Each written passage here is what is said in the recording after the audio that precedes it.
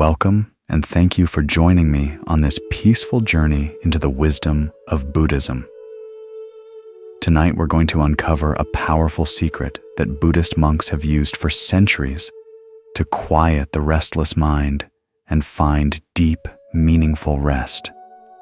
This isn't just about understanding, it's about healing. It's about discovering that every challenge you've faced has been preparing your soul for something beautiful. So before we settle in, feel free to like and subscribe only if this space brings you peace. And if you'd like, share with us where you're tuning in from and what time it is in your part of the world. I'd love to know where you are and how this moment is unfolding for you, no matter where you're located or what time it is. Know that this space is here to offer you peace, clarity, and a sense of connectedness, no matter how far apart we may seem. Now, as we begin, I invite you to take a moment to truly make yourself comfortable. Find a spot where you can be fully present, whether that's sitting, lying down, or just letting your body relax. Adjust your pillow, settle into your space, and take a moment to notice how your body feels. Are there any areas of tension or discomfort? Gently invite them to soften. Let go of the tightness in your shoulders, in your chest, and in your mind. This is your time to be still, to be present. Take a deep breath with me now. Inhale deeply, filling your lungs with calm, and then exhale slowly, releasing any tension you might be holding. As you breathe, feel the weight of the world fall away, little by little, breath by breath. Let each breath be a wave that carries away the stress, leaving behind a space of peace within you. Tonight, we'll begin to explore one of life's deepest questions. Why do good people suffer? Why do those with the kindest hearts seem to face the toughest challenges? This is the first of 9 spiritual tests, and the answer we find will not only help you understand why suffering happens, but also reveal the wisdom hidden within those very trials. As we go on this journey, know that you are not alone. This space is here for you, a place where we can reflect, learn, and grow together. There is no rush, no need to move on quickly. Allow yourself the space to breathe, to think, and to reflect. We'll take this one step at a time, unfolding each lesson gently and thoughtfully. I understand that life can sometimes feel overwhelming. You might be carrying burdens that feel too heavy, doubts that cloud your vision, or emotions that seem too complex to untangle. But I want to assure you that even in these moments, you are exactly where you need to be. Everything you are experiencing is part of your journey, and every moment has the potential to guide you closer to a deeper understanding of your true self. So let's begin our first lesson with open hearts and minds. We'll explore the first spiritual test that every good person faces, the mirror of misunderstanding. Have you ever felt the sting of being misunderstood? When you give your heart, your intentions are pure, yet somehow others don't see you as you truly are. Instead, they see something different, something they've projected from their own fears, their own beliefs. It's a painful experience, isn't it? To try to be kind, to act with integrity, only to have your actions misinterpreted, your words twisted, and your very essence misunderstood. But what if I told you that this very misunderstanding is not something to be feared or resisted, but rather a profound mirror reflecting something deep within you? In this first spiritual test, we'll explore how misunderstanding the very thing that causes so much heartache can be a tool for profound inner transformation. The misunderstanding you face from others may not be about you at all. It may be a reflection of your attachment to how you are seen, and how this attachment is the root of your suffering. Take a moment now and let's reflect on this together. What happens inside of you when you feel misunderstood? How do you respond? Are you tempted to explain yourself to defend your actions? Or do you simply bow to the truth that only you know your true heart? This is where our journey begins, right at the intersection of perception and truth. Let's dive deeper into the story that will guide us through this challenge. It is a story of a humble tea merchant named Wei, who lived in ancient China. Wei was known for his kindness and his generosity. Each morning before the sun had risen, he would climb the misty mountains to gather leaves from wild tea plants that grew in hidden groves. These were no ordinary tea leaves. They had been blessed by the mountain mist, untouched by human greed. Wei would prepare this tea with great care and offer it to anyone who passed his stall free of charge. The tea possessed remarkable healing properties. One sip could ease the deepest anxiety, mend a broken heart, and bring clarity to a troubled mind. Word of Wei's miraculous tea spread throughout the region, and people began traveling from distant villages just to experience its soothing effects. But as his reputation grew, so did the jealousy of other merchants. They could not understand how Wei could survive giving away his precious tea without asking for anything in return. Some began to whisper that Wei must be hiding something. Perhaps the tea was not as miraculous as it seemed. Maybe he was using herbs to deceive people, or even worse, was involved in some form of forbidden magic. As the rumors spread, Wei's once joyful tea stall began to attract suspicion. He was no longer greeted with gratitude, but with distrust. His pure-hearted acts of kindness were now viewed with skepticism, and his reputation was tarnished. The pain of being misunderstood by those you have helped can cut deeply, but Wei, instead of responding with anger or defensiveness, chose a different path. He did not try to explain himself or prove his innocence. Instead, he quietly accepted the misunderstandings, knowing in his heart that his actions were pure. He continued to offer the tea to all who came with the same gentle smile and kindness that had first drawn people to him. What can we learn from Wei's response to misunderstanding? Wei's story offers a profound lesson on how to deal with misinterpretations, and it challenges us to reflect on our own reactions when others fail to see us as we truly are. His ability to remain grounded in his generosity and kindness, despite being misunderstood, reflects a deep spiritual maturity that many of us may find difficult to emulate. When Wei offered his tea freely and with love, he was met with suspicion and judgment. The tea he gave, which had the power to heal and soothe, was misinterpreted not because of any fault in him or his actions, but because the people who misunderstood him were unable to perceive the purity of his intentions. This misunderstanding was not a reflection of Wei's behavior, but a reflection of the internal world of those who judged him.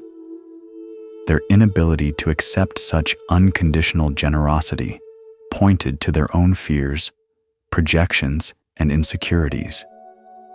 In Buddhism, we encounter a concept known as the mirror teaching, which helps us understand how we can react when others misunderstand us.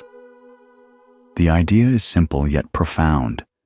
When others misinterpret us, it is often because they are seeing through the lens of their own fears and limitations. Misunderstandings do not always stem from our actions or intentions, but more often from the filters that others apply based on their personal experiences, beliefs, and fears. Wei's story reveals this teaching perfectly. The people who judged him did so because they could not understand his act of kindness. They had no reference for a generosity that expects nothing in return, so they projected their own doubts onto him. They saw his actions as suspicious because they could not comprehend that someone might give without expecting something back. When we reflect on this in our own lives, we realize that we too often experience misunderstanding, not because we are flawed, but because others may not yet be able to understand our true intentions. Their perceptions are filtered through their own internal world, shaped by their experiences and fears. Wei's response to this misunderstanding was not to defend himself or explain his actions. Instead, he chose to remain true to himself. His generosity continued unshaken by the judgment of others. He did not react with anger or frustration, nor did he try to correct every misperception. He simply offered his tea with the same pure-hearted intention, unaffected by whether others understood him or not. This, in itself, is a lesson for us. How often do we feel the need to explain ourselves when we are misunderstood? How often do we try to defend our actions or prove our worth to others? Wei's story invites us to reflect on this. What if we could release the attachment to being understood or validated by others? What if we could act with integrity and kindness, even when it goes unnoticed or misunderstood? This is where the first test comes, in the test of releasing the attachment to how others perceive us. If we hold on too tightly to the need for recognition or approval, we become vulnerable to suffering. Our peace becomes dependent on others' perceptions of us, and we lose sight of our own truth. Wei's response shows us the power of letting go of this attachment and finding peace in our actions regardless of how others perceive them. The Buddha taught, "The wound is the place where the light enters you." Every misunderstanding we face offers us an opportunity to grow and to let our inner light shine more brightly. It is not through the recognition or validation of others that we find our worth, but through staying true to our own values and actions. Wei's tea was not offered for the purpose of gaining recognition. He did not seek applause or approval. His generosity came from a place of deep inner peace and integrity. This is the true nature of compassion, giving freely, without attachment to the outcome, without the need for others to understand or appreciate what we do.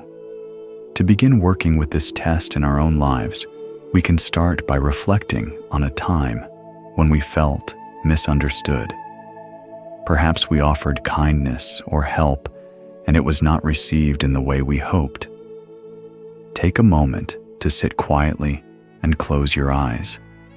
Let your body relax. Bring to mind a moment when you felt your actions or intentions were misinterpreted. How did it make you feel? Where in your body do you feel the discomfort? Is it in your chest, your stomach, or somewhere else? These physical sensations often mirror the emotional impact of being misunderstood. As you breathe deeply, imagine releasing that tension with each exhale. With every breath, gently remind yourself that misunderstandings are not about you. They are reflections of others' projections. Let go of the need to explain yourself or defend your actions. Simply allow the situation to be as it is. Feel the space inside of you expanding as you release the burden of needing to be understood. With each breath, feel lighter, free from the weight of seeking validation or approval. Now take a moment to reflect on a few questions. Can you recall a recent moment of misunderstanding? How did it make you feel? What would it feel like to let go of the need for others to fully understand your intentions? How can you maintain your integrity and kindness even when they go unrecognized or misunderstood? As we continue our journey, we can carry with us the wisdom of Wei's choice. When we face misunderstanding, we have the opportunity to stay true to our hearts and release the need for approval. The more we practice this, the more peaceful our hearts become.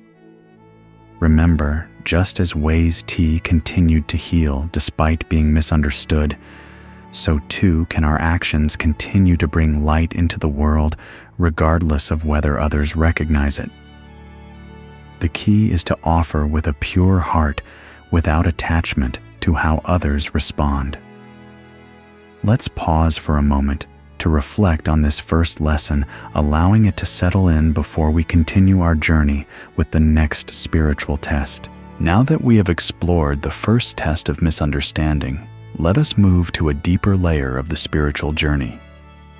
This next test often arrives quietly, but its impact can be profound. It is the test of sacred solitude, the feeling of being different or disconnected from those around us. It is the experience of isolation, even when surrounded by others.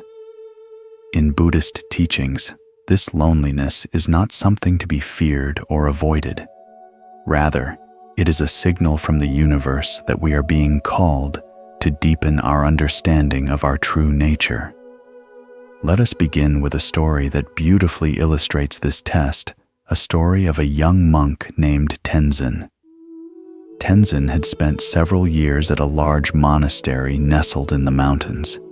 Surrounded by hundreds of other monks, he participated in every ceremony, joined in debates, and shared meals in the communal hall. By all external measures, Tenzin was thriving. He was well regarded for his devotion to the monastic life, and his practice seemed to follow the traditional path that had been walked by so many before him. Yet, as the seasons passed, something within Tenzin began to stir. Every evening, after the bustling of the day had faded and the other monks went to sleep, Tenzin would lie in his bed staring out at the moonlit mountains. He felt a deep sense of emptiness that no amount of prayer or meditation could fill. The teachings which had once inspired him now seemed dry and mechanical. His mind began to ask questions that unsettled him. Why do we chant these words if we don't truly feel their meaning? He would wonder. Why do we speak of compassion for all beings yet compete with one another for the Master's favor?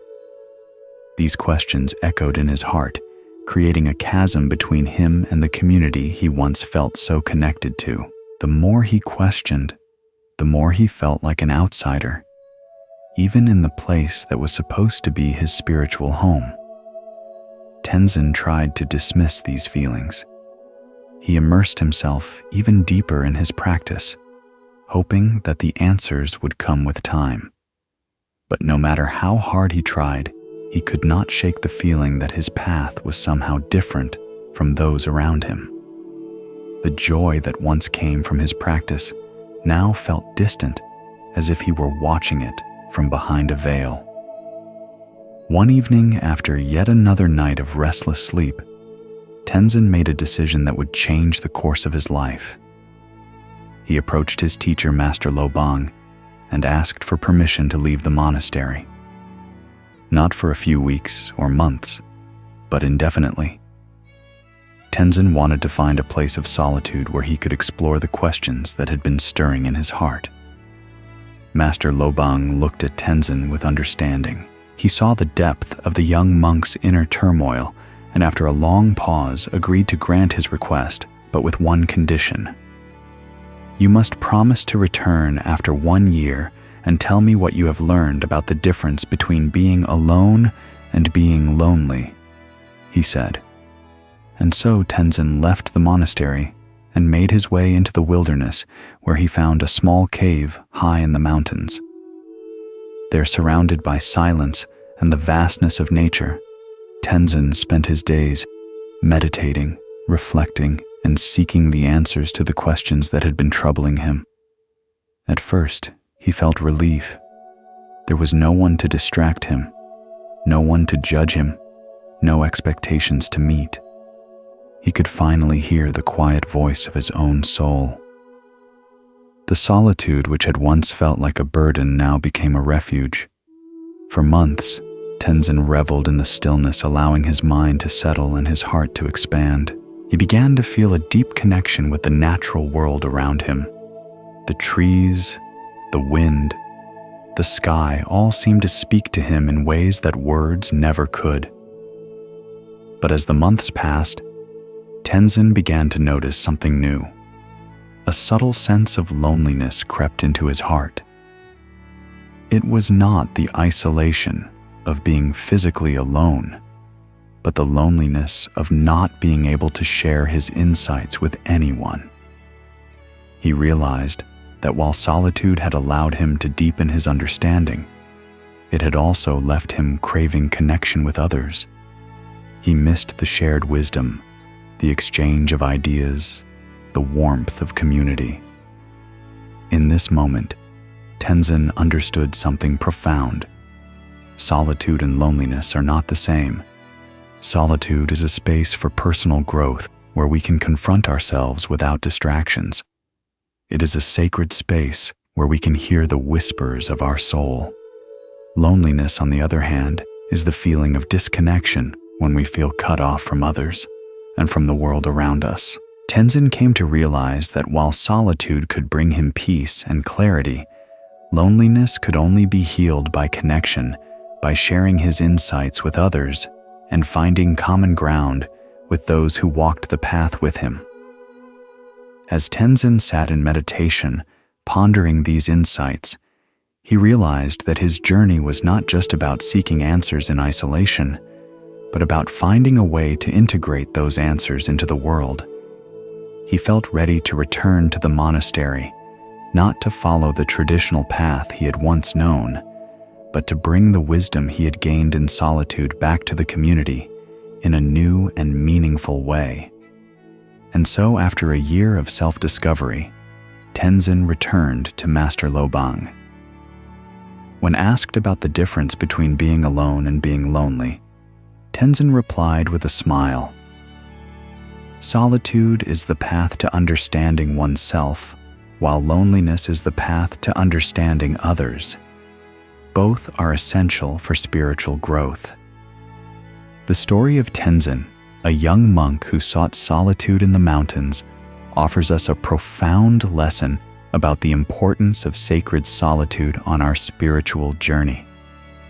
In today's world, many of us are constantly surrounded by distractions, whether it be the endless stream of information from our phones, the noise of the modern world, or the societal pressures that urge us to always be in connection with others.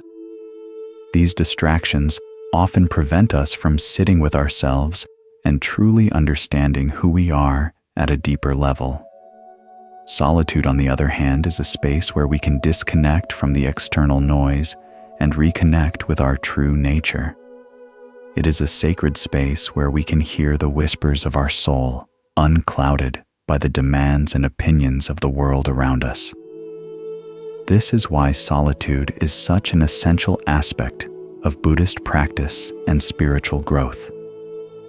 In Buddhism, we are taught that the ultimate goal is to reach a state of inner peace and enlightenment, but to get there, we must first look inward. It is in moments of solitude that we are able to cut through the distractions and begin to understand ourselves more deeply. When we are alone, without the external pressures of the world, we can access a quiet place within that allows us to process our emotions, thoughts, and fears. It is here, in this space of stillness, that we can reflect on our lives and begin to see beyond the surface-level concerns that often preoccupy our minds. Without solitude, it becomes difficult to understand our true desires, our purpose, and the deeper wisdom that lies within our hearts. However, as Tenzin's story demonstrates, solitude is not always as peaceful as it may seem. While solitude is a space for reflection and growth, it can sometimes bring with it feelings of isolation and loneliness. It is important to understand the distinction between solitude and loneliness, as they are two very different experiences. Solitude, as practiced in Buddhism, is a conscious choice. It is an intentional act of withdrawing from the world in order to reconnect with ourselves and with the present moment. It is an act of self-care and spiritual nourishment. Solitude is not about escaping from the world, but rather about seeking deeper understanding and connection with our own hearts. It is a time to nourish our spirit, to deepen our meditation practice, and to learn to be at peace with ourselves. Loneliness, on the other hand, arises from a sense of disconnection. It occurs when we feel isolated from others, when we believe that we are alone and abandoned in the world. While solitude is an act of empowerment and growth, loneliness can be a feeling of emptiness and longing. Loneliness is born out of attachment to the idea that we need others to validate our existence or to fill a void within us. This attachment to external validation is one of the primary causes of suffering in the Buddhist tradition. The Buddha taught that attachment is the root of all suffering, and it is through the practice of letting go of attachments that we can find true peace and freedom. Tenzin's journey reflects this tension between solitude and loneliness. When he first sought solitude, he did so to find peace and clarity. However, as he spent more time alone, he began to feel a deep sense of loneliness. His mind was filled with questions, doubts, and a longing for connection with others. In his solitude, he found peace, but he also found a new form of suffering, the suffering of separation. It was in this suffering that Tenzin began to realize an important truth. While solitude can bring clarity, it is connection with others that truly nurtures our growth. Tenzin's loneliness was not an indication that solitude was wrong or bad, but rather a signal that he needed to find a balance.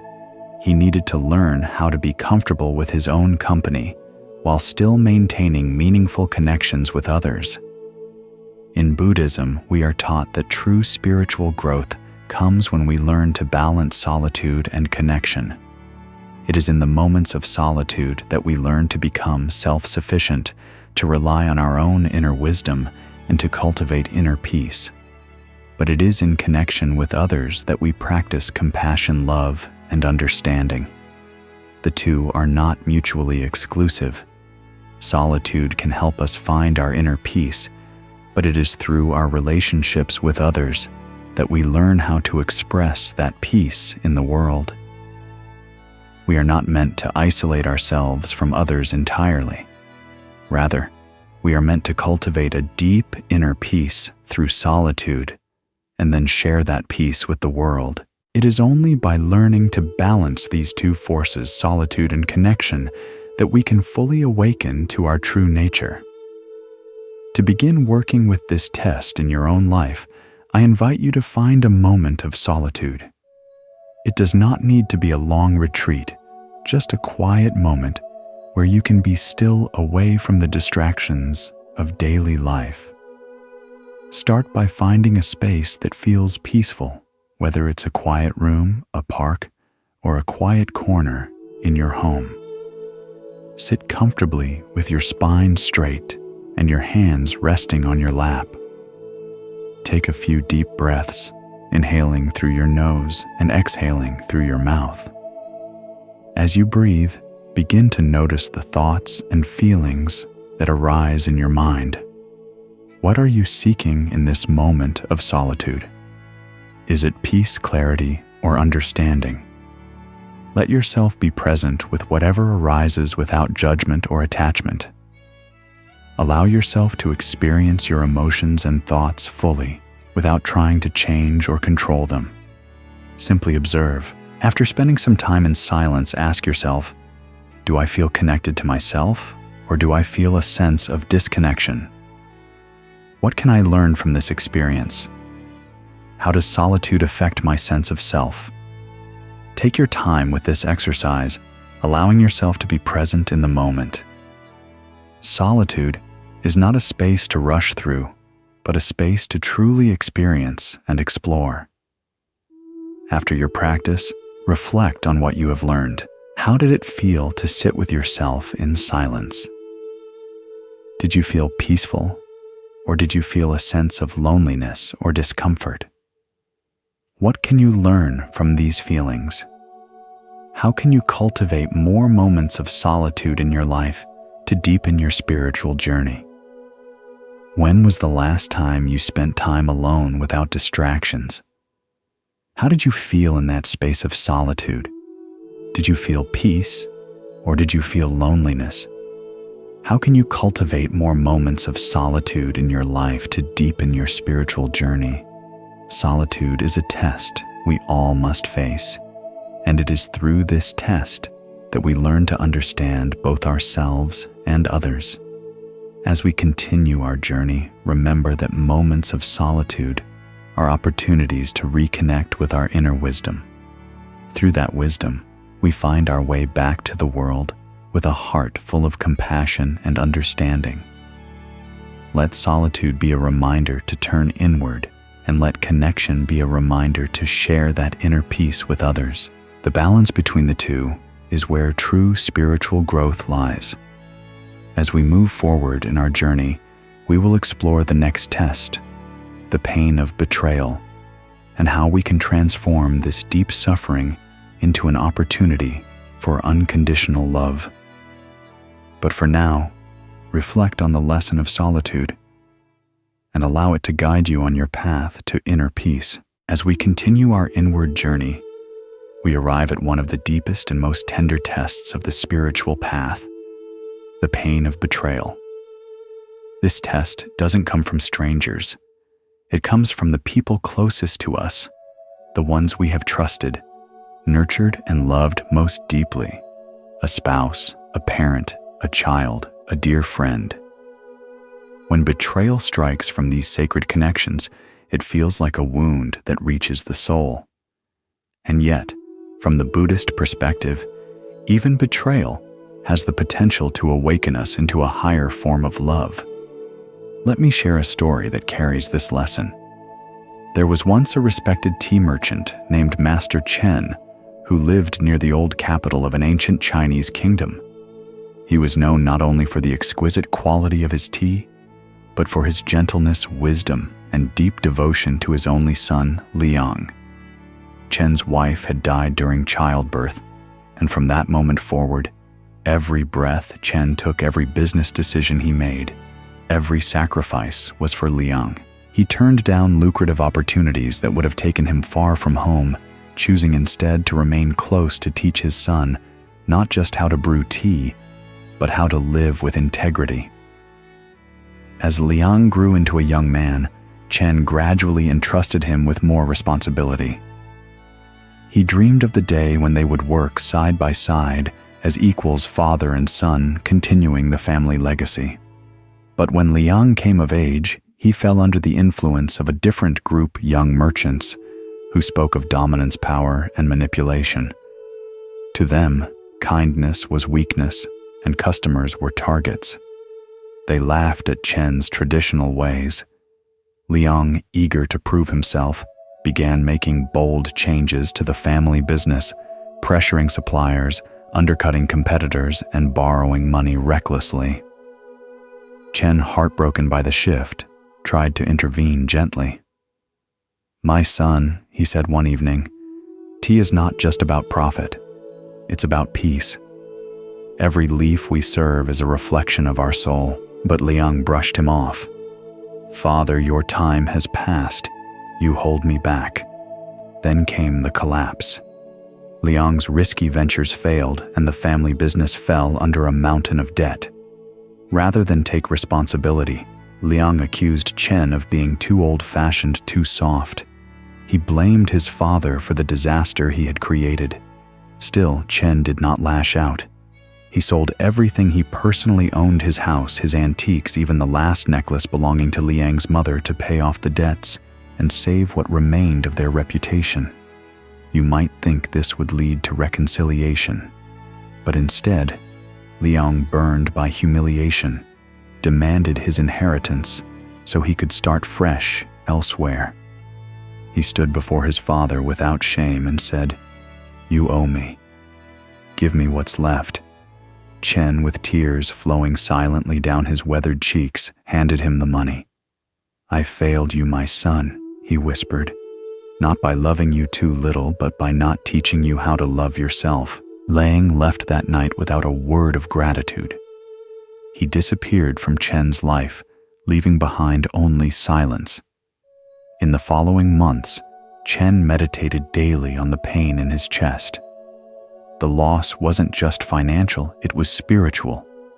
He had loved his son completely, and that love had been thrown away. But slowly, something began to shift. He remembered how, as a young man himself, he had once dismissed his own father's wisdom, only to understand it many years later. Chen began to wonder, perhaps betrayal is not the end of a relationship. Perhaps it is only a turning point on the journey of love. With time, Chen opened a small tea shop again, not to rebuild a business, but to serve wisdom with his tea. He shared stories with travelers, offered comfort to the lonely, and began to live with quiet joy. 10 years passed. Then one autumn evening, a familiar figure appeared in his doorway.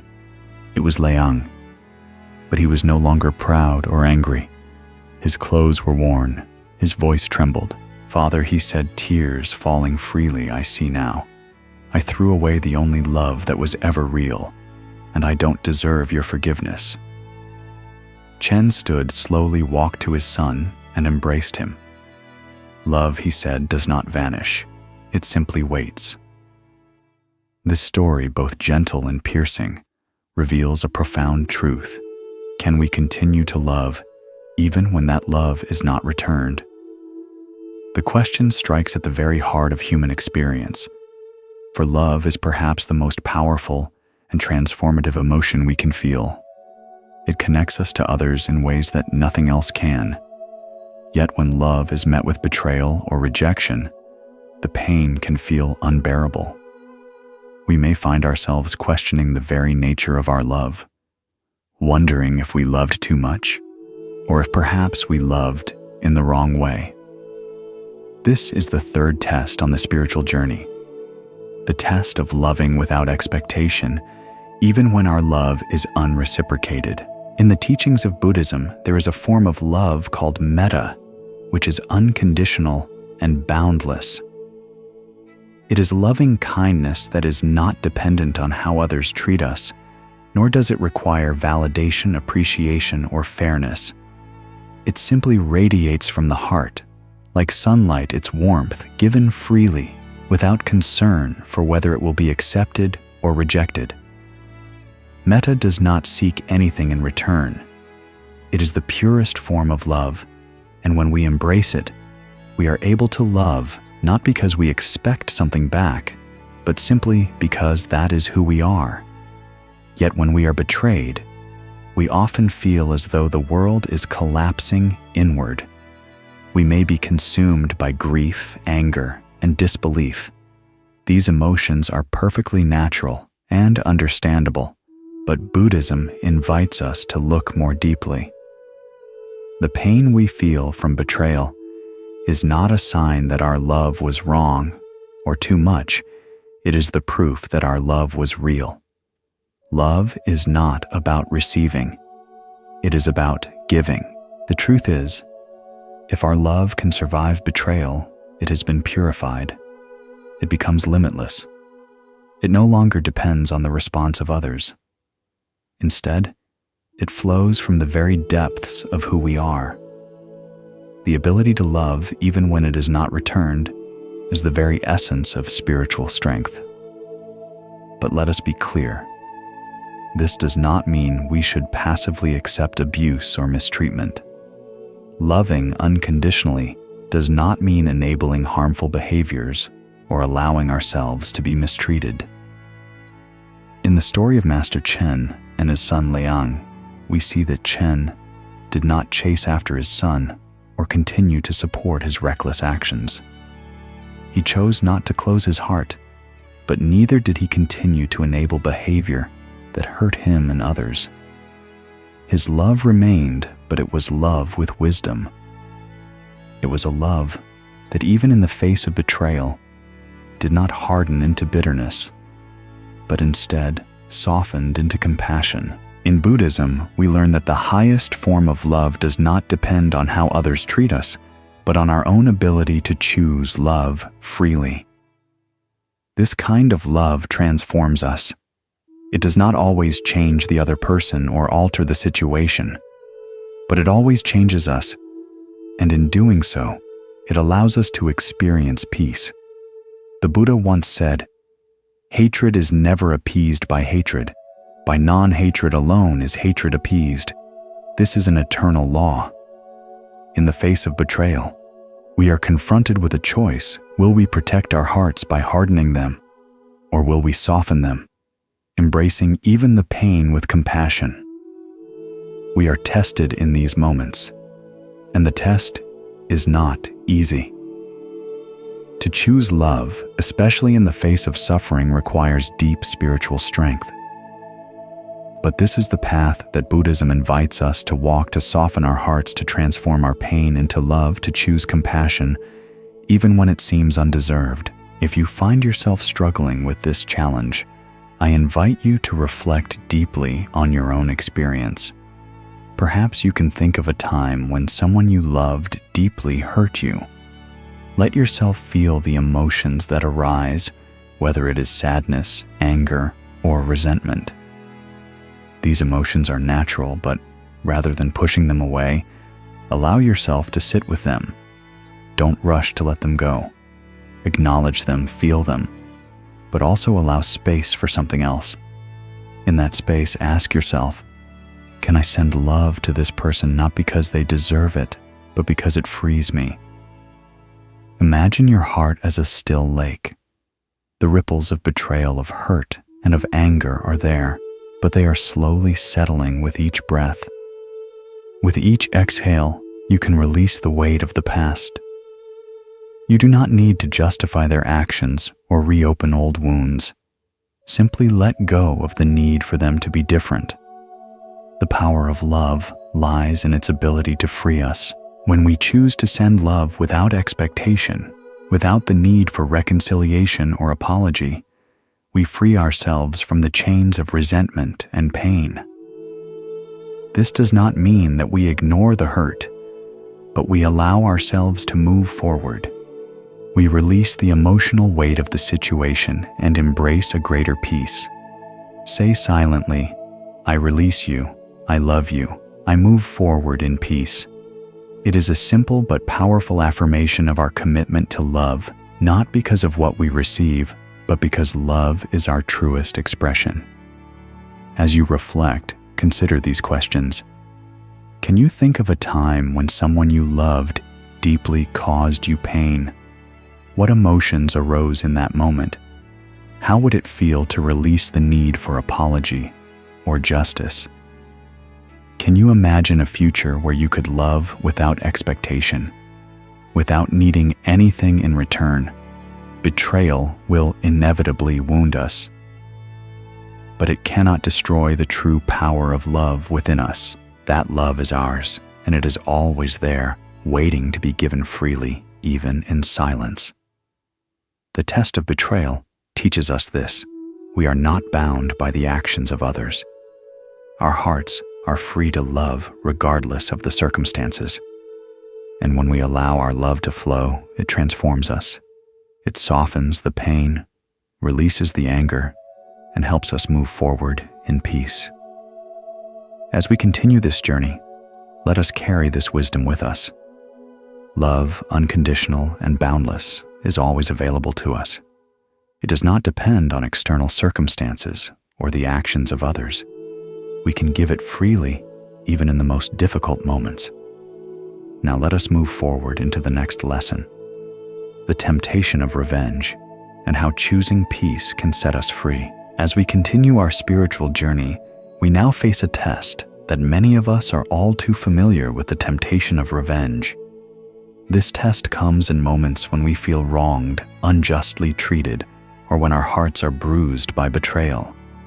In those moments, it is only natural to feel the urge to right the wrong, to seek retribution, or to lash out at the one who has caused us harm. It feels like an instinct, almost like a primal need to restore balance and protect ourselves from further hurt.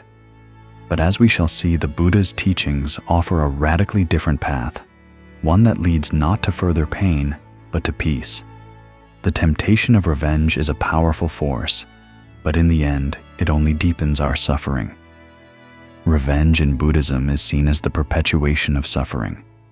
It binds us to the very thing we wish to escape, trapping us in a cycle of bitterness and conflict. Choosing peace, on the other hand, releases us from this cycle and frees us from the burden of hatred. Let me tell you a story of a wise monk named Jalen. Jalen had spent many years meditating in a remote monastery far from the distractions of the world. He was known for his calm demeanor, his compassion, and his unwavering commitment to the path of peace.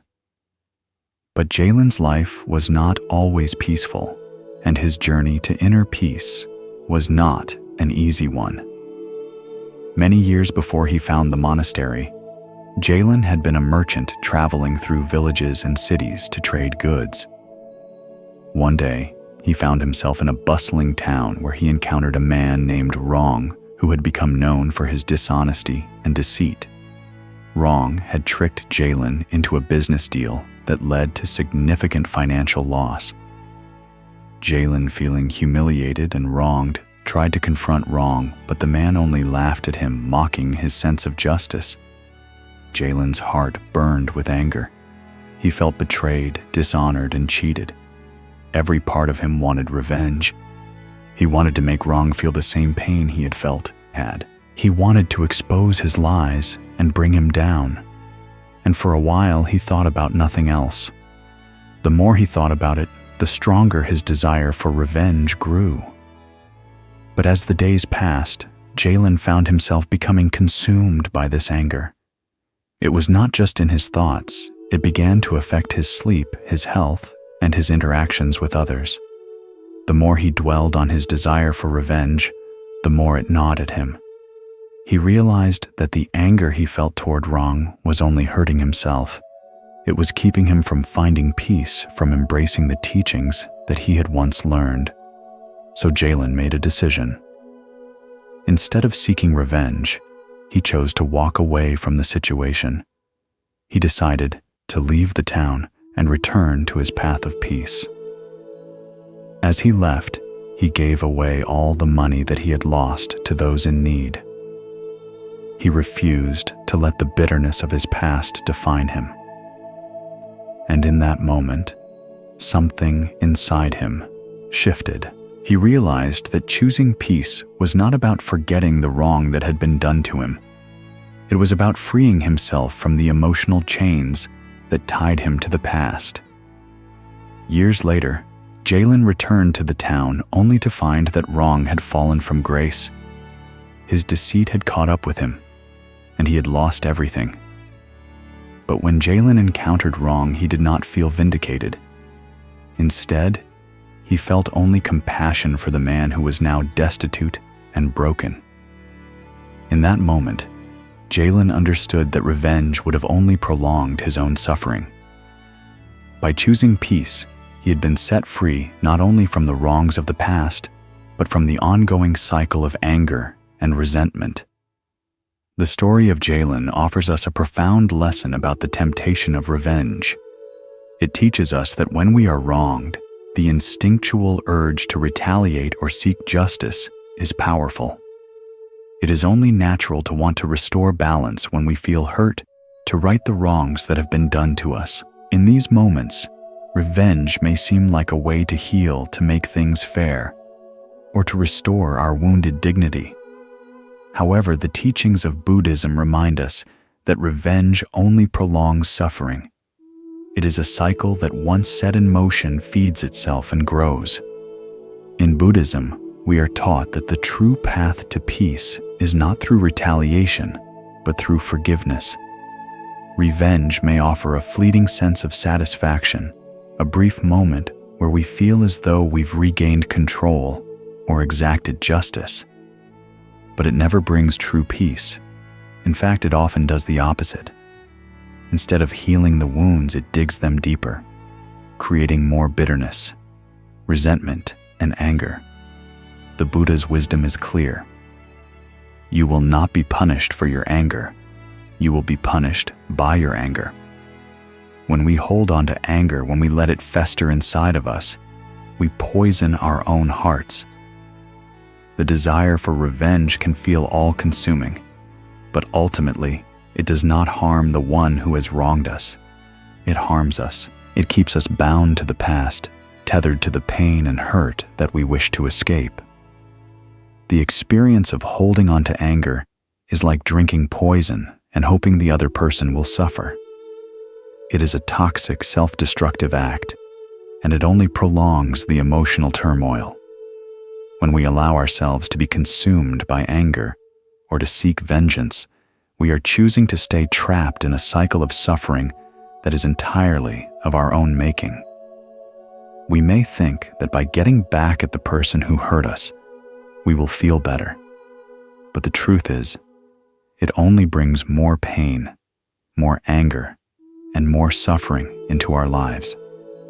Choosing peace, however, is not about accepting injustice or passively enduring harm. It does not mean that we turn a blind eye to the wrongs that have been done to us. Choosing peace means we refuse to allow the actions of others to control us. It means that we choose not to be consumed by hatred, not to let the actions of others harden our hearts. It means rising above the pain, letting go of the desire for retribution, and choosing forgiveness. Forgiveness is not about excusing the harm that was done to us. It is about releasing ourselves from the grip of anger and resentment. It is about freeing ourselves from the emotional chains that keep us bound to the past. Forgiveness is a difficult and often painful process, but it is also one of the most liberating acts we can undertake.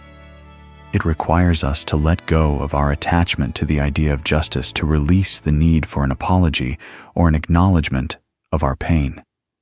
Forgiveness means choosing to move forward without allowing the wrongs of the past to continue defining us. It is not a gift to the person who has wronged us, but a gift to ourselves, a gift of freedom, peace, and healing. To begin this process, we must first allow ourselves to feel the pain and the anger that arises in response to being wronged. These emotions are valid. They are a natural part of the human experience, and they should not be suppressed or denied. But we must also recognize that holding on to these emotions only causes us more harm. We must sit with them, acknowledge them, but then let them go. By doing so, we free ourselves from their grip. Take a moment now to reflect on a time when you were deeply hurt, when you felt wronged or betrayed by someone you trusted. Bring this situation to mind and notice the emotions that arise. Do you feel anger, resentment, sadness? Allow yourself to feel these emotions fully, but do not let them control you. Acknowledge them, sit with them, but also recognize that you have the power to let them go. Now take a deep breath and imagine the weight of anger or resentment lifting from your heart. With each breath, let go of the desire for revenge. Let go of the need to make things right in the way that you think they should be. Imagine that you are releasing the past, letting it go completely. Say to yourself, I choose peace. I release the need for revenge. I forgive not for them, but for my own freedom. Feel the freedom in these words, the release of the burden that anger has placed on your heart. With each exhale, feel lighter, more at ease, and more at peace. In your own life, think about the impact that holding on to anger has had. When you reflect on the times when you felt betrayed or hurt, how did it affect your relationships, your peace of mind, your physical well-being? Holding on to anger is like carrying a heavy weight, and it is only when we choose to put that weight down that we can begin to walk freely again. Forgiveness does not mean that the wrongs done to us no longer matter. It means we choose not to allow those wrongs to control us any longer. Ask yourself, What would my life look like if I chose peace instead of holding on to anger? How might I be transformed if I could forgive not for the other person, but for my own peace and freedom? This is the invitation that Buddhism offers us to release the past, to stop holding on to the desire for revenge, and to choose the path of peace. This choice does not mean we are weak. It means we are strong enough to rise above the pain, to heal, and to find peace in the midst of suffering. As we continue this journey, let us carry this wisdom with us. Revenge may offer temporary satisfaction, but it will never bring lasting peace. Only forgiveness can release us from the cycle of pain and suffering, and it is this act of forgiveness that brings true freedom and healing. Now let us move forward and explore the next lesson, the importance of patience and how waiting without expectation can lead to a deeper sense of peace. As we journey deeper into our spiritual path, we encounter a test that is at once simple and profound, the test of patience. In a world that thrives on speed, instant gratification, and constant motion, patience seems to be a lost art. We want things now, and we often feel frustrated when they don't happen according to our timeline. We struggle with waiting, whether it's waiting for a dream to come true, waiting for someone to change, or waiting for the right circumstances to appear. This impatience can cause us much suffering, and it often leads us to make rash decisions or act out of frustration. Yet in Buddhism, patience is not just a virtue, it is a path to true peace and wisdom. Let me share a story of a young monk named Arun who faced this very test of patience in a way that transformed his understanding of time and purpose. Arun had been training at a monastery for several years, and although he had a deep desire to learn and grow spiritually, he found himself becoming impatient with the pace of his progress. He was young and eager, and he wanted to master the teachings quickly. He dreamed of reaching enlightenment, of experiencing the profound peace and clarity that he had heard so much about. But no matter how much he meditated, how much he practiced, he felt as though he was not moving forward fast enough. One day, Arun approached his teacher, Master Pema, and expressed his frustration. "Master," he said, "I have been meditating for years now, but I feel as though I am still the same. I see others around me advancing, but I feel stuck. Why does it take so long to find peace? Why does it feel as though I am not making any progress?" Master Pema smiled gently and listened patiently. Then he spoke. "Arun, come with me." The master led Arun to a small pond at the edge of the monastery grounds. It was a calm, still pond, its surface reflecting the sky above. Master Pema motioned for Arun to sit by the water and said, "Look closely at the surface of the pond. Do you see how clear the water is?" Arun nodded, admiring the peaceful reflection of the trees and the sky.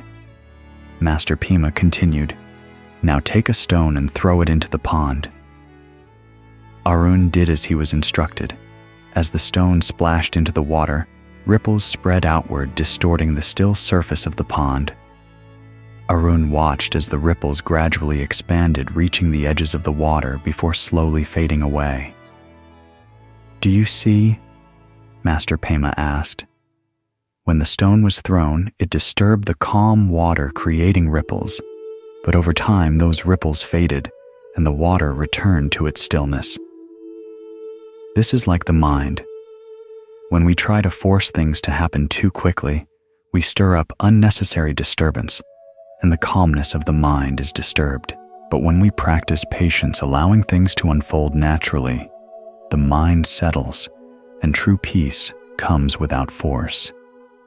Just as the pond returns to stillness, so too will the mind find its natural state of peace when the time is right. Arun sat silently for a long while, contemplating his teacher's words. He realized that his impatience was like the stone he had thrown into the pond, disturbing the natural flow of his practice, causing unnecessary ripples of frustration and doubt. He had been trying to rush his spiritual journey, wanting immediate results, but in doing so, he was only making things harder for himself. Master Pima, noticing Aaron's shift in understanding, said softly, "Patience. My student is not about waiting idly. It is about allowing things to unfold in their own time without resistance. When we are patient, we trust in the process and let go of our need for immediate results. We practice because it is the practice itself that is the point, not the destination." Aaron felt a sense of calm wash over him. For the first time, he understood that his journey wasn't about rushing to the end goal. It was about being present in each moment, embracing the practice itself. He had been so focused on the destination that he had forgotten the beauty of the journey. The story of Aaron serves as a gentle reminder of the essence of patience within the Buddhist tradition. Patience is often misunderstood as simply enduring a difficult situation or passively waiting for something to happen. However, in Buddhism, patience is not about merely tolerating discomfort or enduring hardship. It is much deeper than that.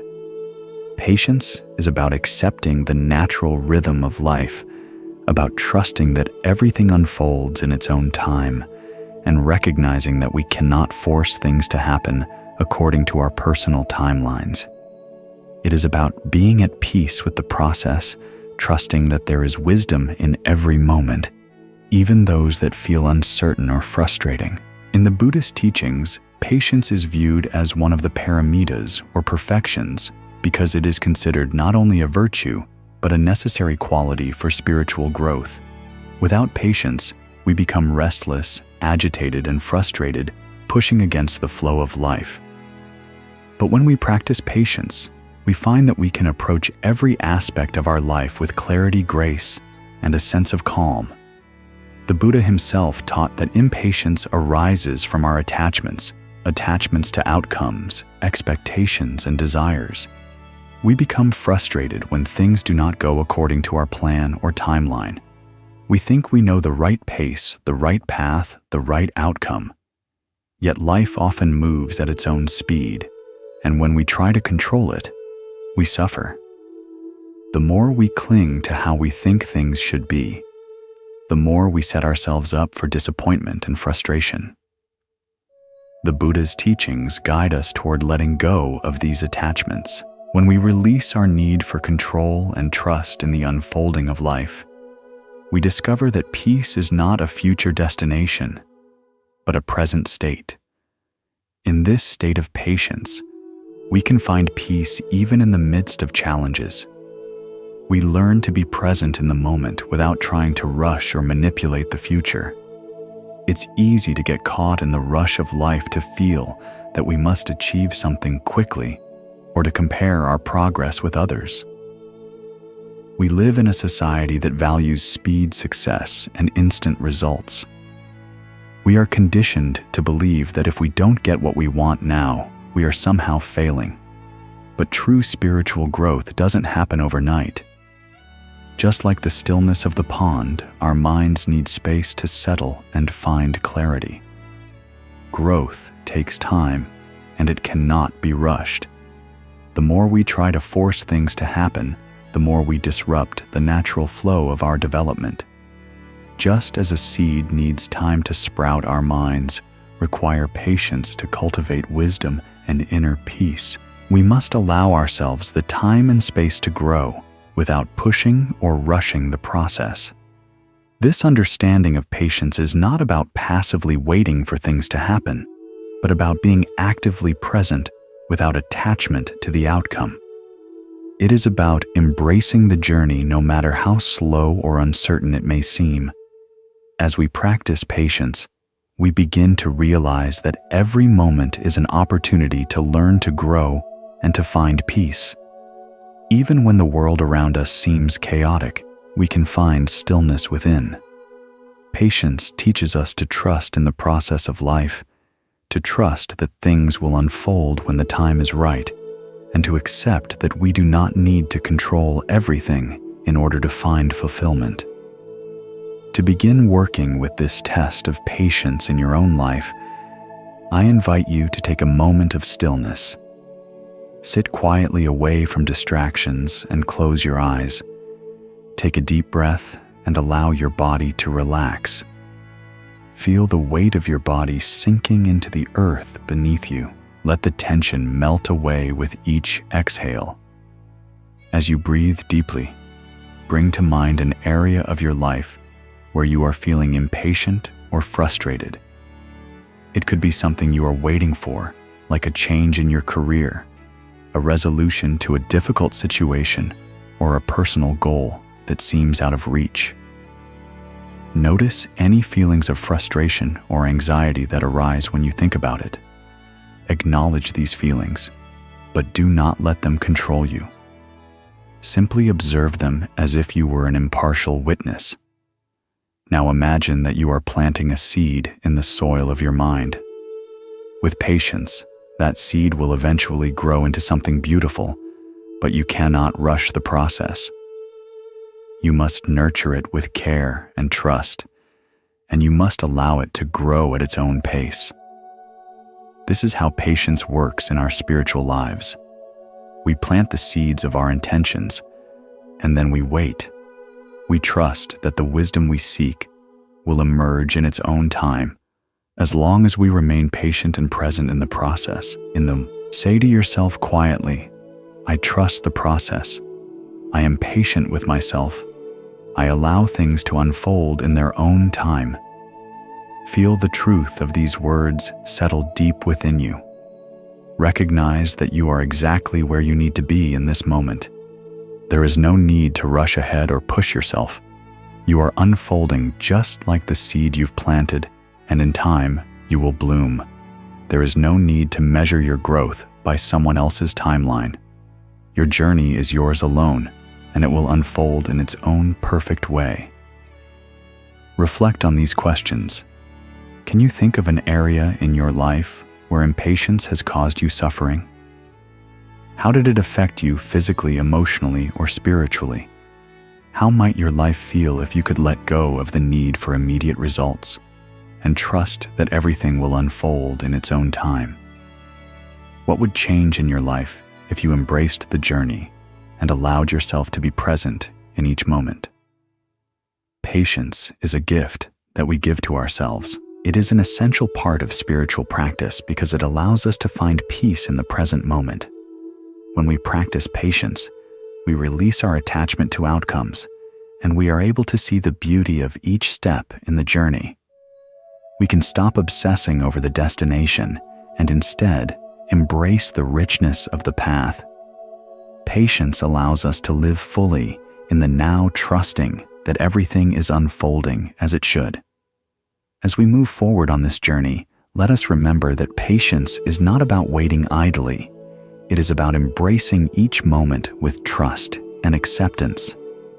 As we embrace the lessons of patience, we realize that delays are not setbacks, but opportunities to deepen our inner peace. Yet sometimes the challenges we face go beyond waiting, they touch the core of who we are. The next test. The loss of identity shakes us to our very foundation. It's in these moments of loss that we have the chance to rediscover our true selves beyond the roles and labels we've held onto. Let's now turn to this profound trial and explore how moments of identity loss can lead to transformative growth. As we journey through life, we are often confronted with moments that challenge the very core of who we believe ourselves to be. These challenges may come in the form of loss of a loved one, loss of a job, or loss of a dream. But perhaps one of the most profound tests we face is the loss of identity. This test can arise when we find ourselves questioning our purpose, our role, or even our sense of self. It often comes during periods of great change or upheaval, when the world around us seems to shift, and we are left standing in uncertainty. wondering who we truly are without the things we once held dear. Let me share with you a story about a wise old monk named Kavi, who faced this very test. Kavi had spent many years living in a monastery high in the mountains. He was known for his deep wisdom and serene demeanor, and his presence was a source of comfort for those who sought his guidance. But Kavi, despite his spiritual accomplishments, faced a crisis of identity that shook him to his very core. One winter, after many years of dedicated practice, Kavi received a letter from a distant relative, a brother who was ill and needed his help. Kavi was deeply torn.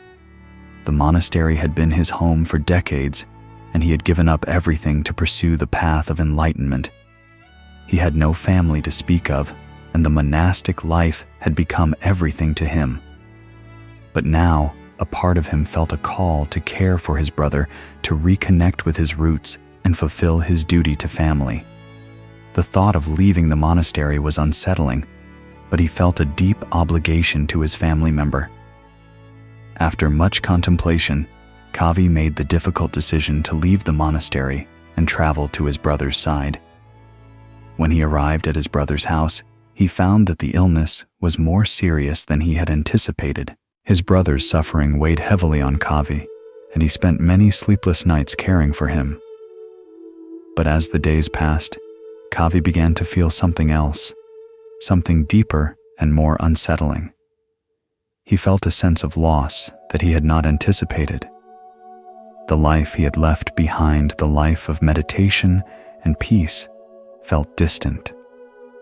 The responsibilities of caregiving, the daily chores, the concerns about his brother's health, these things began to consume him. He felt disconnected from the monastic life he had known and loved, and a sense of uncertainty crept in. Who was he now without his role as a monk? Was he still the same person? His identity, which had been so deeply tied to his practice, now seemed fragile.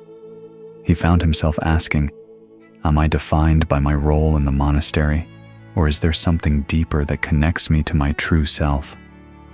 Kavi struggled with this question for weeks. He began to wonder whether he had been clinging to the role of a monk as a form of attachment, and whether his attachment to his identity was preventing him from experiencing life fully in all its dimensions. As he sat in meditation one day, lost in thought, an image appeared to him: a tree, standing tall in the center of a field, its roots grounded deep in the earth. The tree's branches swayed in the wind, its leaves falling season after season. But the tree, despite the changes, remained rooted in the earth. It was not the branches or the leaves that defined the tree, it was its roots. In that moment, Kavi realized that his true self was not tied to the role he had been playing, nor to any identity that he had attached to himself. He was not defined by the title of monk or the life he had lived in the monastery. His true identity was rooted in something far deeper: his connection to the world, to all beings, and to the universal truths of compassion and wisdom that transcended any one label or role. Kavi returned to the monastery with a new sense of clarity. He understood that identity is not a fixed thing, but something fluid and dynamic. We may go through different stages in life, and we may lose the things we once identified with, but that does not mean we lose ourselves. The true self is not something that can be defined by external labels or circumstances. It is something that transcends all roles and identities, something that is always present deep within us. The story of Kavi offers a profound lesson about the nature of identity and the inevitable loss of it that every human must face. Throughout our lives, we are constantly changing and adapting, taking on new roles and responsibilities as we move through different stages of our journey. One moment we may be a child, the next, a parent. One moment a student, the next, a teacher. Sometimes we are friends, at other times lovers. These roles can shape our understanding of who we are and they often give us a sense of purpose, direction, and belonging. But the truth is that these identities, while important, are not who we truly are. In Buddhism, we are reminded time and again that our attachment to any particular identity is a major source of suffering. We cling to these roles believing that they define us. But when we attach too deeply to a particular identity, whether it's the role of parent, spouse, career professional, or even spiritual seeker, we can lose sight of the deeper essence of who we are. We begin to identify with our external circumstances, thinking that we are what we do, or what we have, or what others think of us. We mistakenly believe that these roles are permanent parts of our identity, and when these roles change or are taken away, we feel as though we are losing ourselves. The reality, however, is that our true nature is not tied to any of these labels. The Buddha's teachings on anatta, or non-self, guide us toward understanding that we are not our roles, our possessions, or our thoughts. These are all transient, constantly shifting. We are not defined by the things we accumulate or the titles we hold. Our true self lies beyond the roles we play. It is the awareness that underlies all experiences, the part of us that watches as our thoughts, emotions, and circumstances come and go. The true self is like the stillness beneath the waves of the ocean. It is always present, always the same, no matter how tumultuous the surface may be. When we begin to recognize this, we can find peace even in the midst of loss, change, or upheaval. When we experience loss, whether it's the loss of a job, the end of a relationship, the death of a loved one, or even a change in our personal circumstances, it's easy to feel as if we are losing ourselves. We may think, who am I now, if I'm no longer this person, or if I no longer have this role? In moments of transition or uncertainty, we may feel disoriented or adrift. The roles we've identified with the things we have held on to so tightly seem to slip through our fingers, leaving us wondering who we really are. But in truth, these losses are powerful reminders of the impermanence of all things. Every label we attach to ourselves, whether it's parent, teacher, partner, or professional, can change. And the more we attach ourselves to these labels, the more we set ourselves up for suffering.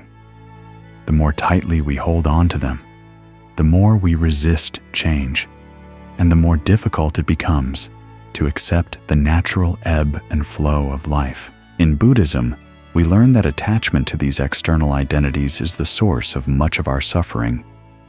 When we let go of the need to define ourselves by these roles, we create space for a deeper understanding of who we truly are. Our true self is beyond any role or identity. It is not limited by the constraints of time, circumstances, or external validation. When we release our attachment to these roles, we open ourselves up to a more expansive sense of self, one that is not bound by labels or expectations, but one that is free to evolve and grow in ways we never imagined. This process of letting go is not always easy, especially when we are faced with the loss of something that has been a central part of our identity. It is common to feel a sense of fear or uncertainty when we lose something that has defined us. But when we can let go of the attachment to these external identities, we begin to tap into something deeper, something that is unchanging and always present. Our true self is always with us, waiting to be discovered. It is not something we need to create or achieve, it is something we already are. It is the awareness that witnesses the changes in our lives, the part of us that remains calm in the face of adversity, the part that knows that everything is temporary and nothing lasts forever. To start working with this test in your own life, think for a moment about a role or identity that you have attached to in the past. This might be something that you've held for years. Perhaps you've identified as a parent, a spouse, a professional, or even as a spiritual seeker. Take a deep breath and ask yourself, what happens when I lose this role? How does it feel when I am no longer defined by this identity? Think back to a time in your life when you experienced a loss of identity, whether it was the loss of a relationship, a job, a sense of purpose, or something else that you felt was integral to who you were. Notice the emotions that arise in you when you reflect on this loss. Do you feel like you've lost yourself? Do you identify with the pain of the loss? Or can you see it as an opportunity for growth and transformation? As you reflect on this, gently remind yourself, I am not my role. I am not my circumstances. I am the awareness that witnesses all change. Allow these words to sink into your being and notice how they make you feel. Feel the weight of attachment begin to lift from your shoulders as you realize that you are not defined by the roles you play. You are the observer, the stillness beneath the ever-changing waves of life. Ask yourself, how would it feel to release my attachment to this role or identity? What would happen if you no longer defined yourself by your job, your family role, or your past experiences? How might this allow you to reconnect with your true self? The loss of identity can be one of life's greatest tests, but it is also an incredible opportunity for growth. It challenges us to release our attachments, to let go of the labels we have worn for so long, and to embrace the truth that our true self is beyond any role we play. As we continue our journey, let us remember that we are not defined by what we do or the roles we hold. We are the awareness that observes the ever-changing dance of life, and it is in this awareness that we find true peace.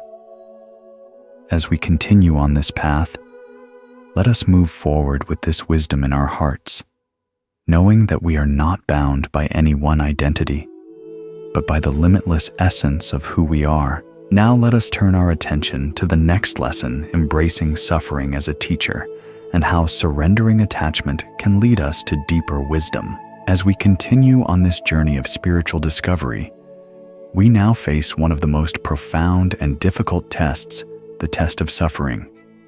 Suffering is an inherent part of the human experience, and yet it is often something we try to avoid at all costs.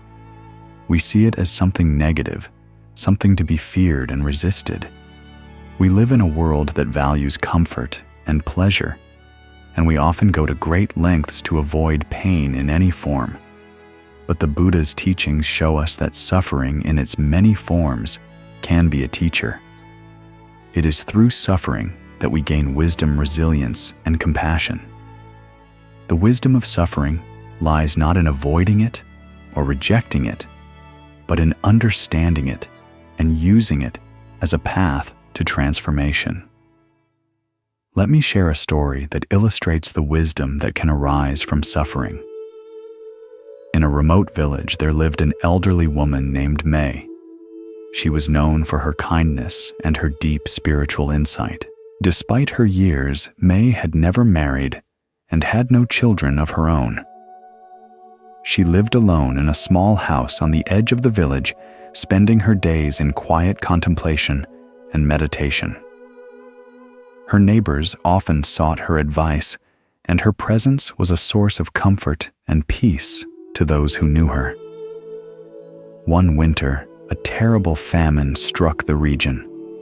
The crops had failed, and the villagers found themselves struggling to survive. Many of them went without food, and several families were left homeless. May, who had always lived a simple life, had little material wealth to offer, but she gave what she could. She shared her food, offered shelter to those in need, and did her best to care for the sick and the vulnerable. Despite her own suffering, May remained calm and compassionate. She believed that everything, even the famine, was part of the natural flow of life, and that by embracing it with an open heart, one could find peace, even in the most difficult circumstances. As the winter stretched on, May grew weaker. She had been giving so much of herself to others that her own health began to suffer. One evening, as the cold winds howled outside, May fell ill. She knew that her time was near, but she felt no fear. She had accepted that death, like all things, was impermanent. As she lay in bed, her neighbors gathered around her, offering their prayers and good wishes. At that moment, a young man named Bao, who had once been close to May, came to visit her. He had been living in the city for many years, seeking wealth and success, and had returned to the village only recently after hearing of May's illness. Bao had always admired May, but he had never fully understood her philosophy of life. He was still driven by ambition and the desire for material success. As he sat by her bedside, he asked May, "I don't understand. How can you be so peaceful in the face of suffering? How can you accept pain and loss without fighting against it?" May smiled gently and answered, "Suffering is a part of life. It is not something to fear or resist. We cannot control the circumstances of our lives, but we can choose how we respond to them. Suffering teaches us compassion. It shows us that we are all connected, that we all experience pain, and that in our shared suffering, we find our common humanity. When we embrace suffering with an open heart, we can transform it into wisdom. We can learn from it, grow through it, and become more compassionate, not only toward others, but toward ourselves." Bao listened quietly, but he was still unsure. He had spent his life chasing after wealth and success, thinking that if he could just accumulate enough, he would be happy and at peace. But now, as he watched May preparing to leave this world with such calm and acceptance, he began to understand. He saw that her peace did not come from material wealth or success, but from her acceptance of the impermanence of life. She had learned to embrace suffering not as something to be avoided, but as an opportunity for growth and transformation. As May's final breath came, Bao bowed his head in respect, deeply moved by her wisdom. In that moment, he realized that true peace was not found in external achievements or possessions, but in the ability to accept life as it is with all its joys and sorrows. He vowed to carry this lesson with him for the rest of his life, to live with an open heart, and to embrace both the pain and the beauty of the world. The story of May brings forth a lesson that lies at the heart of Buddhist philosophy, the wisdom that suffering can teach us. In Buddhism, we are not encouraged to avoid suffering, nor are we asked to pretend that it does not exist. Instead, we are invited to confront it with mindfulness, compassion, and understanding. Suffering is an inevitable part of life, woven into the fabric of our existence. We suffer because life is constantly changing, because we lose things, because we become attached to outcomes and expectations. When things do not unfold the way we desire, suffering arises. But rather than seeing this suffering as something to escape, Buddhism teaches us that suffering is a path to awakening, a teacher that can guide us toward greater wisdom and compassion.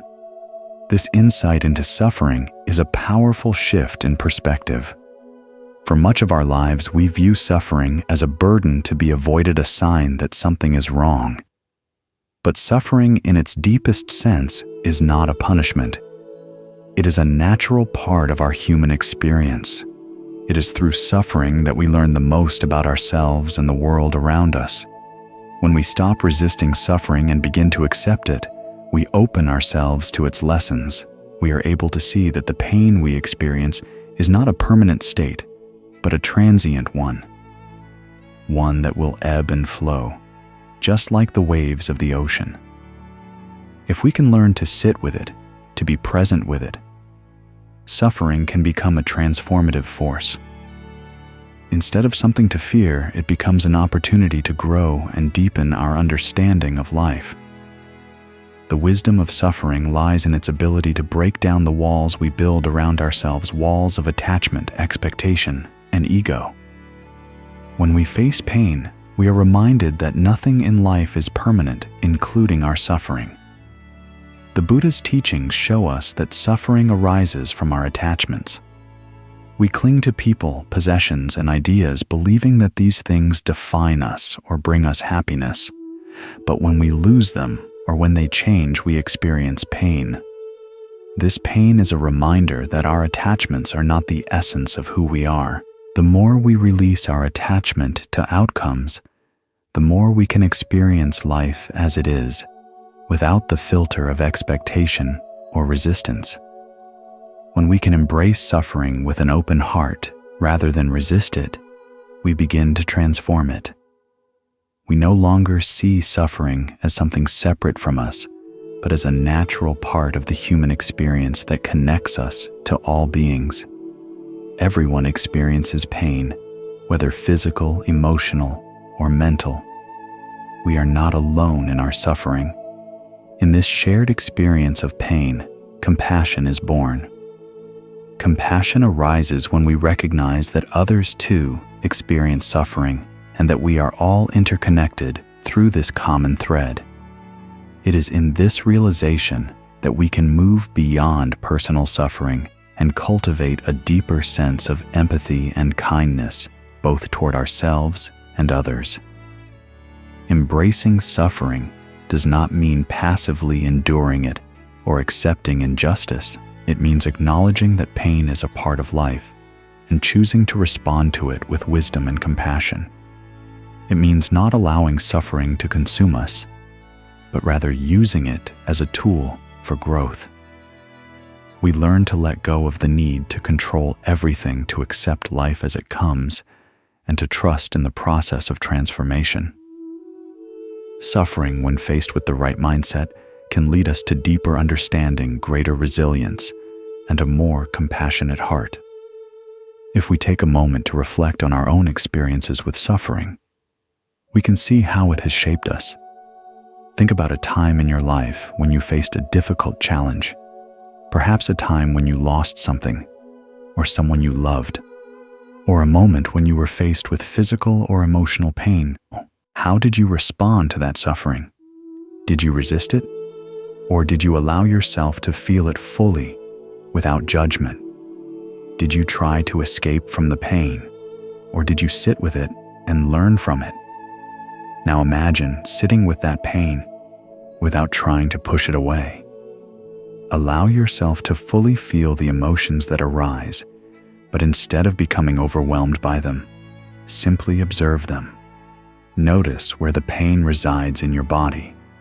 Perhaps it is in your chest, your stomach, or your head. Breathe into that space, and with each breath, allow the pain to soften. Imagine that the suffering is like a wave coming and going, never permanent, always changing. As you breathe, let the wave of pain pass through you. You do not need to hold on to it or resist it. You can allow it to flow through you, knowing that it will eventually fade. As you do this, repeat to yourself, "This pain is a part of life. I embrace it with an open heart, knowing that it is not permanent. I learn from this pain, and I allow it to guide me toward greater wisdom and compassion." Feel the truth of these words settle in your heart, and know that by embracing suffering in this way, you are freeing yourself from its hold. You are choosing to transform the pain into something that will bring you closer to yourself and to others. Now take a moment to reflect. Can you recall a time when suffering taught you something important? How did that experience shape you or help you understand life more deeply?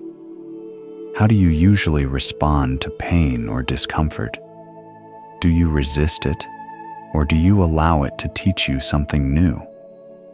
And how might your life be different if you embraced suffering as a path to wisdom and compassion, rather than something to be feared or avoided? The wisdom of suffering is one of the most transformative lessons we can learn. It teaches us that pain is not something to be feared or avoided, but something to be understood and embraced. When we stop resisting suffering, we release ourselves from the cycle of pain and find the freedom to live with greater peace and acceptance. We can navigate life's challenges with grace, knowing that suffering is not permanent and that it can lead us to deeper wisdom, greater compassion, and a stronger connection to the world around us. As we continue on this journey, let us carry the wisdom of May's example in our hearts, understanding that suffering is not a punishment, but a guide. By embracing our pain with an open heart, we can transform it into a source of strength and understanding. Let us move forward on our path, ready to explore the next lesson, the illusion of control. As we move forward on this journey of self-discovery, we arrive at one of the most subtle yet deeply impactful tests, the illusion of control. We often believe that we can control the circumstances of our lives, that through effort, planning, and willpower, we can shape our future and prevent suffering. The desire for control is deeply ingrained in us. It offers a sense of security, a feeling that if we can control the variables of our lives, we can avoid pain and hardship. However, Buddhism teaches us that control is an illusion. No matter how hard we try, we cannot control everything. Life is unpredictable and suffering is inevitable. The true path to peace lies in recognizing and embracing this truth. Let me tell you the story of a man named Jiro, a successful businessman who spent his life climbing the corporate ladder. Jiro had always believed that success was within his control. He worked tirelessly, made strategic decisions, and carefully planned every step of his career. To him, success was a direct result of his effort and ability to maintain control. He prided himself on being organized, efficient, and disciplined. His work was his identity, and he felt invincible as long as he could steer the ship of his life according to his own design. But one day, everything changed. Jiro's company faced a sudden financial crisis. A series of unexpected market shifts combined with a few risky business decisions led to the company's downfall. Jiro's once thriving empire crumbled in the blink of an eye. For the first time, he felt powerless. The illusion of control that he had clung to for so many years was shattered. He could no longer direct the course of his life, and for the first time, he was faced with the vast uncertainty of the future. Jiro retreated to a small temple in the mountains, seeking solace. There he met an old monk who had lived through many seasons of change and hardship. Jiro, feeling lost and confused, shared his story with the monk, expressing his anger and frustration. "I have worked my whole life to build something, and now it has all fallen apart," Jiro said. "I thought I could control my destiny, but now I feel like everything is slipping through my fingers. How can I find peace in a world that feels so out of control?" The monk listened attentively and then spoke softly. "Jiro, you have spent your life trying to control the waves, but the waves will always move according to their own rhythm. You cannot control the ocean. All you can do is learn to sail with it." The truth is that control is an illusion. The more we try to grasp it, the more it slips away. But in accepting the impermanence of life, we can find true freedom. Jiro sat in silence, reflecting on the monk's words. For the first time, he began to understand that his need for control had caused him more pain than peace. He had spent his life resisting the natural flow of life, believing that if he just worked hard enough, he could avoid the unpredictability of existence. But the reality was that life was never meant to be controlled. It was meant to be lived with openness, acceptance, and surrender to what is. As Jiro sat by the temple's peaceful garden, he began to release his attachment to control. He realized that by surrendering to the natural flow of life, he could find true peace, even in the midst of uncertainty. The path ahead was unclear, but for the first time, he was no longer trying to force it into a predetermined shape. He was ready to accept the ebb and flow of life, trusting that even in moments of hardship, he would find the wisdom to navigate it. The story of Jiro teaches us a profound lesson about the illusion of control, something that is deeply ingrained in our lives. From an early age, we are taught that the more control we have, the more secure and successful we will be. We believe that if we work hard enough, plan enough, and execute perfectly, we can ensure our lives unfold exactly as we want them. Control offers us a sense of stability, a semblance of predictability that we desperately crave in an unpredictable world. Yet despite our best efforts, life remains beyond our grasp, and we are reminded time and time again that control is an illusion. The Buddha's teachings reveal that our attachment to control is one of the root causes of suffering. We try to control everything: our relationships, our work, our goals, and even our emotions. We convince ourselves that if we can steer life in the direction we desire, we will avoid pain and discomfort. But when things don't go as planned, we are thrown into frustration, anxiety, and despair.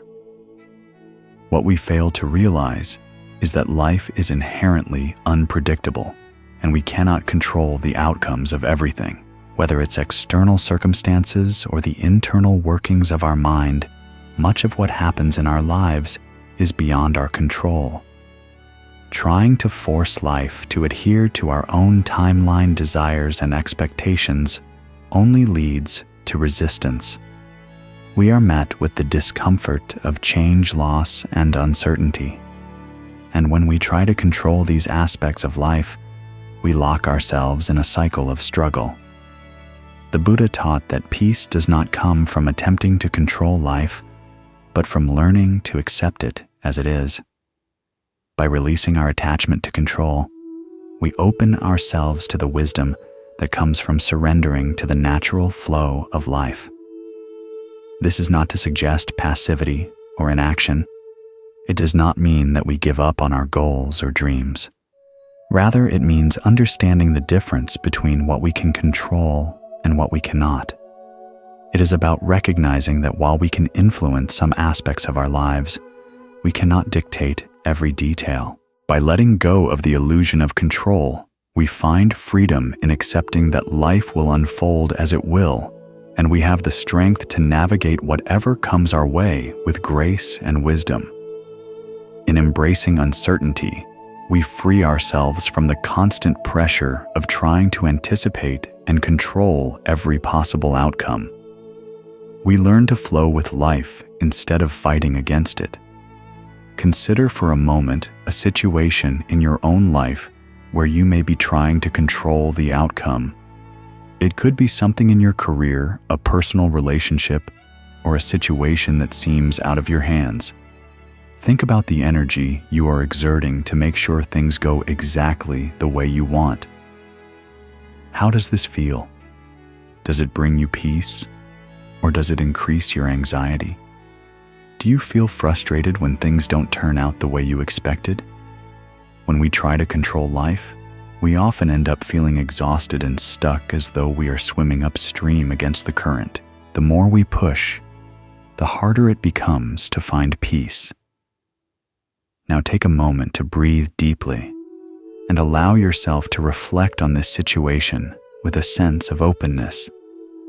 Picture yourself letting go of the need to control the outcome. Imagine just for a moment that you release your grip on the situation. Instead of trying to force a particular result, allow yourself to soften into the uncertainty. As you sit with this idea, notice how it feels in your body. Does the tension begin to ease? Do you feel lighter, as if a weight has been lifted from your shoulders? Visualize yourself moving through the situation with openness, trusting that whatever unfolds will guide you toward the right outcome. You no longer need to control everything because you trust in the flow of life. You trust that no matter what happens, you will have the wisdom and strength to navigate it. Say to yourself quietly, I release my attachment to control. I trust in the flow of life and surrender to what is. I trust that whatever happens, I will have the wisdom and strength to navigate it. Let these words fill you with a sense of calm and acceptance. Imagine that with each breath, you become more at ease with the unknown, more comfortable with uncertainty. In this space of surrender, you can find the peace that comes from releasing the need to control. You can trust that life is unfolding as it should, and that you are exactly where you need to be in this moment. Reflect on these questions. Can you think of a time when you tried to control something and it led to frustration or disappointment? How would it feel to let go of your need to control the outcome? How might your experience change if you embraced the uncertainty and allowed life to unfold on its own terms?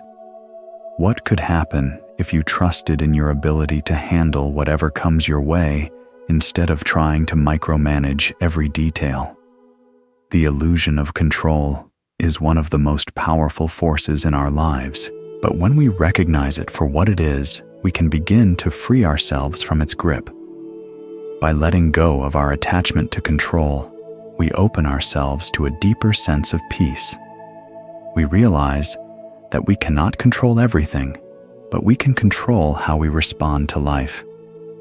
When we surrender our need for control, we experience the freedom that comes with living in harmony with life's flow. We learn to trust in the process, in the unfolding of our journey, and in our ability to face whatever challenges arise with grace and resilience. As we continue on this journey, let us carry the wisdom of letting go of the need to control. By surrendering to life's natural flow, we invite peace into our hearts. We release the weight of expectation and attachment, and we find the strength to move through life with greater ease. Now let us move forward to explore the final test of today's journey. One of the most powerful tests, the true nature of compassion. Compassion is often misunderstood. In our everyday language, we might associate it with feeling sorry for someone or offering help out of pity. While these actions may be well-intentioned, they do not fully encompass the depth of true compassion as understood in Buddhist philosophy. True compassion is not born out of sympathy or pity. Rather, it arises from a profound connection to the suffering of others and an unwavering desire to alleviate that suffering without attachment or expectation. It is a compassion that comes from a place of equanimity, a compassion that seeks to help without the need to fix or change the person we are helping. Let me share a story of a monk named Nanda, whose journey helped him discover the profound nature of true compassion. Nanda was a dedicated monk who lived in a small monastery nestled in the mountains. His life was focused on meditation, prayer, and service to others. He believed deeply in the power of kindness and was always willing to lend a hand to those in need. One day, a man from a nearby village came to the monastery seeking help. The man was sick, weak, and desperate for assistance. Nanda, who had always prided himself on his compassion, immediately offered to care for the man. He brought him food, medicine, and a comfortable place to rest. As the days passed, however, Nanda began to feel a sense of frustration. Despite all his efforts, the man did not seem to recover. His sickness persisted, and Nanda felt increasingly helpless. The man was demanding, complaining constantly about his discomfort, and not showing the gratitude that Nanda had hoped for. Slowly, Nanda's compassion began to feel strained. Instead of feeling joy in his service, he began to feel resentment and even irritation. He had given so much, yet he felt unappreciated and drained. Nanda started questioning his own motives. Was he truly helping this man out of compassion? Or was he simply looking for validation for the satisfaction of being needed? One afternoon, after a particularly difficult conversation with the man, Nanda went to sit in meditation by a quiet stream. He closed his eyes, trying to calm his mind, but the questions gnawed at him. Why do I feel so frustrated? What is true compassion? He wondered. As he sat in silence, the answer came to him. True compassion is not about fixing someone else's suffering. It is not about expecting gratitude or recognition. True compassion is about seeing the suffering of another and being present with them, not with the intention to change them, but to simply offer love, care, and support without expectation. Compassion is not conditional. It is unconditional. It is not about giving to receive, but about giving with no desire other than the well-being of the other person. Nanda realized that his frustration stemmed from his own attachment to the idea of how he wanted the man to be. He wanted him to be grateful, to recover quickly, and to acknowledge his help. He had attached conditions to his compassion, which only made it feel burdensome. True compassion, however, does not have expectations. It is given freely with no strings attached. Once Nanda understood this, he was able to let go of his frustrations. He returned to the man with a renewed sense of peace, offering care not with the hope of a specific outcome, but simply because he wanted to ease the suffering of another being. The story of Nanda offers us a deep insight into the true nature of compassion, one that is often misunderstood in our everyday experiences. Compassion in its purest form is not about feeling pity for others or trying to change their circumstances, but about recognizing their suffering as our own. It is the ability to connect with the pain of others, to understand that suffering is a universal human experience, and to respond with love and care. In Buddhism, compassion is closely tied to the practice of loving kindness, or metta, which involves extending unconditional love and goodwill to all beings, regardless of who they are or what they have done. True compassion does not come from a place of superiority or the desire to save others. Instead, it arises from a profound recognition of our interconnectedness. We realize that we are all subject to the same human experiences, birth, aging, sickness, and death, and that suffering is an inevitable part of existence. When we come to this realization, empathy naturally arises within us, leading to a deep desire to ease the suffering of others. But compassion does not always require us to act in order to fix someone else's situation. It is not about changing their experience, but about being fully present with them in their pain, offering our support, care, and love without attachment to the outcome. The Buddha taught that true compassion is born from an understanding of suffering and from the willingness to be there for others without expecting anything in return. It is about offering what we can in a way that is truly beneficial, and often that means simply being present. It requires us to listen deeply, to offer our hearts without judgment, and to hold space for the other person's experience without trying to change it. This form of compassion is not blind. It does not ignore the realities of the situation. In fact, it requires discernment. We must understand the best way to help, not out of a need to feel good about ourselves, but out of a genuine desire to help others in a way that respects their own journey. Sometimes that means simply offering a word of encouragement or sitting with someone in their sorrow, not because we have the power to take their pain away, but because we are willing to be with them in it. Compassion asks us to let go of our expectations for gratitude or recognition. It is a selfless act born from the deep understanding that the suffering of others is not separate from our own suffering. By helping, we are not simply relieving their pain, we are also healing our own hearts. True compassion goes beyond mere empathy, it is transformative. The more we practice compassion, the more we begin to realize that in helping others, we are not just helping them, but also growing spiritually ourselves. The act of giving without attachment creates a space of profound peace and understanding. It teaches us that we are part of something greater than ourselves, that in offering love and care, we connect more deeply with the world around us. Compassion is an antidote to the isolation we often feel in our own suffering. It reminds us that we are not alone, that we are part of the shared human experience. Now, to cultivate this true compassion in our own lives, we need to start by reflecting on someone we know who is struggling. This could be a close friend, a family member, or even someone we may not know well, but who is going through a difficult time. Instead of jumping into action or thinking about what we can do to solve their problem, let's first sit with their suffering, simply recognizing that their pain is real and that we are connected through this shared experience. Compassion does not rush to fix things, but pauses to acknowledge what is.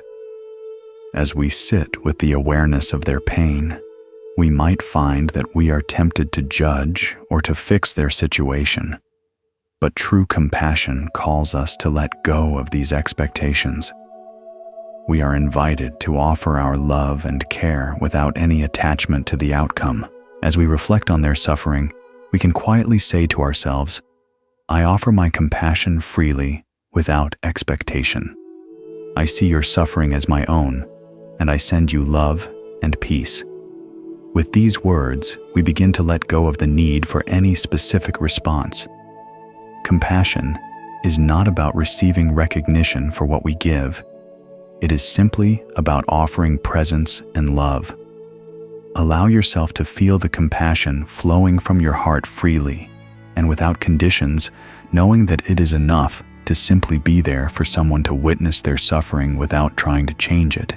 As we think about this practice, we can ask ourselves some important questions. Can we remember a time when we offered compassion but felt frustrated because the person didn't respond the way we hoped? How did that affect the way we gave our compassion? Was our giving truly unconditional, or were we secretly hoping for something in return? What would it feel like to offer compassion without any expectation of a particular outcome? How might our relationships shift if we learned to offer love and care with no strings attached? True compassion is transformative, not just for the one who receives it, but for the one who gives it as well. The more we practice compassion, the more we cultivate the ability to open our hearts and see others as they truly are, not as objects to be fixed, but as fellow human beings sharing in the same experiences of pain and joy. This practice allows us to transcend the ego and to live more fully in the world, recognizing that the suffering of others is not separate from our own. In offering compassion, we heal not only others, but also ourselves. It reminds us that we are all connected, that we are all part of the same fabric of existence. As we come to the end of this journey, take a moment to feel the stillness within your body and mind. Let the lessons we have shared together settle into each breath and heartbeat. We've explored the true nature of compassion, recognizing that it's not about changing others, but being fully present with their pain, offering love and care without expectation. We've touched on the power of letting go, understanding that the more we release our attachment to control, the more we open ourselves to peace and freedom. By embracing impermanence and suffering, we've tapped into a deeper wisdom that allows us to live each moment more meaningfully.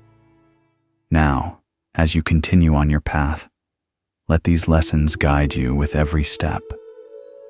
Feel the space around you, the gentle air brushing against your skin, the soft sounds of life echoing in the distance, and the inner quiet that now begins to settle within you. Let compassion not just be a thought, but a presence in each gesture, each glance, each breath you take without expectation, simply for the sake of connection. Buddhism and meditation teach us how to open our hearts, find peace amid the chaos, and nurture our spiritual growth each day. Remember, the path of spiritual growth is not always easy, but it brings profound peace when we embrace it. Let your feet feel each step firmly grounded in the earth, and let your heart feel each moment as a gift. Your mind has been cleared like a gentle wave rippling on the surface of a tranquil pond, where you find true serenity. Take a deep breath. Now feel the fresh air fill your body, and know that you are on the right path. Let these lessons remain with you and guide you to live fully, to open your heart, and to nurture love without conditions. Thank you for walking this path with us, and may you continue to find peace in every new step you take. Sweet dreams.